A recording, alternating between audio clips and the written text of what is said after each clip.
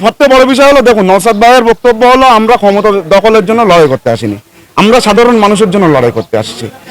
চূড়ান্ত ভোটার তালিকায় বিচারাধীন 60 লক্ষ নাগরিককে মূল তালিকায় তোলার দাবি না হলে ভোট ঘোষণা করা যাবে না, দাবি আইএসএফ এর। এসআইআর তালিকায় বিচারাধীন প্রায় 60 লক্ষ নাগরিকের নাম অবিলম্বে মূল ভোটার তালিকায় অন্তর্ভুক্ত করার দাবিতে বিক্ষোভে নামলো আইএসএফ। মঙ্গলবার উত্তর 24 পরগনার বসিরহাট মহকুমার হাসনাবাদ ব্লকের বিডিও অফিসের সামনে কয়েকশো আইএসএফ কর্মী সমর্থক বিক্ষোভ প্রদর্শন করেন। বিক্ষোভকারীদের দাবি, প্রকাশিত চূড়ান্ত এসআইআর তালিকায় প্রায় 60 লক্ষ মানুষের নাম বিচারাধীন অবস্থায় রয়েছে। তাদের বক্তব্য, এই সমস্ত নাগরিকদের নাম দ্রুত মূল ভোটার তালিকায় অন্তর্ভুক্ত করতে হবে, নচেত ভোট ঘোষণা করা যাবে না। পাশাপাশি 2002 সালের ভোটার তালিকা অনুযায়ী নতুন করে ভোট ম্যাপিং করার দাবিও তোলা হয়। আইএসএফ এর কর্মীদের অভিযোগ, আগেই বলা হয়েছিল প্রায় 45 লক্ষ মানুষের ভোট বাদ যেতে পারে, কিন্তু চূড়ান্ত তালিকায় সেই সংখ্যা বেড়ে যায় 60 লক্ষে পৌঁছেছে। তাদের মতে এত বিপুল সংখ্যক ভোটার তালিকার বাইরে থাকলে যেই ক্ষমতায় আসুক না কেন স্থিতিশীল সরকার গঠন করা সম্ভব হবে না। এদিন বসিরহাট উত্তর বিধানসভার আইএসএফ চেয়ারম্যান মুসা কালিমুল্লাহ বলেন, আমরা ক্ষমতা দখলের জন্য লড়াই করতে আসিনি, সাধারণ মানুষের হয়ে লড়াই করতে এসেছি। এসআইআর তালিকা নিয়ে চক্রান্ত করা হচ্ছে।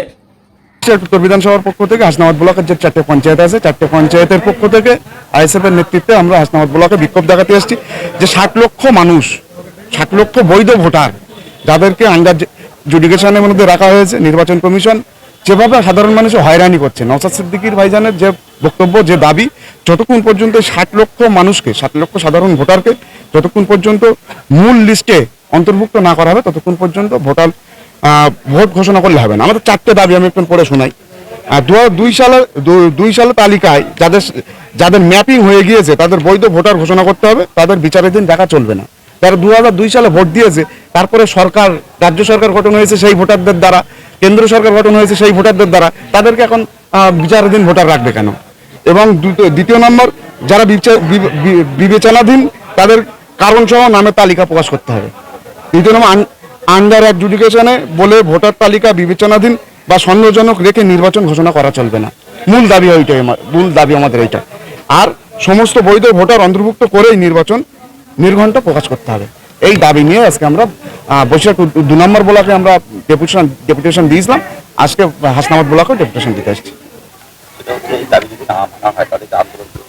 আন্দোলন মানে আমরা হয়তো এরকম পজিশন হতে পারে পুরো পশ্চিমবাংলাব্যাপী ভোট বাতিল ঘোষণা করব, আমরা ভোটে অংশগ্রহণ করব না।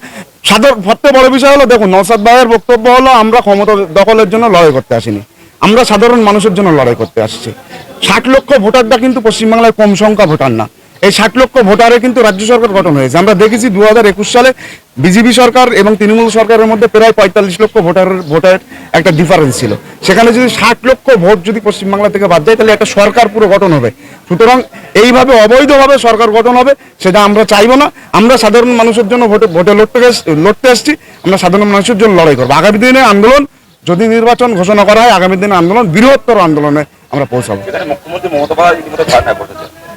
ওসব নাটক, মুখ্যমন্ত্রী মমতা বন্দ্যোপাধ্যায় নাটক ছাড়া কিচ্ছু না। আমরা তামিলনাড়ু, কেরলে আমরা দেখেছি, ওখানকার বিধানসভায় সংখ্যাগরিষ্ঠতা থাকার পরে ওরা বিধানসভা থেকে সাময়িক হোক তারা কিন্তু এসআইআর বাতিল করেছে। কিন্তু মুখ্যমন্ত্রী আমাদের মমতা বন্দ্যোপাধ্যায় বিধানসভায় সংখ্যাগরিষ্ঠ থাকার পরেও প্রথম বললো যে আমার লাশের ওপর দিয়ে এসআইআর করতে হবে, তারপরে নিজে 90,000 কর্মী দিয়ে এসআইআরটা করে নিল।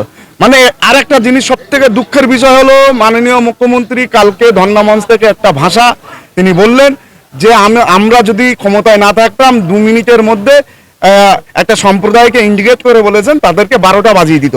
মমতা বন্দ্যোপাধ্যায় একটা প্রশাসনিক চেয়ারে বসে একজন মুখ্যমন্ত্রী হয়ে কিভাবে একটা সম্প্রদায়কে ভয় দেখায় এবং আর একটা সম্প্রদায়কে কিভাবে সন্ত্রাস বানায়।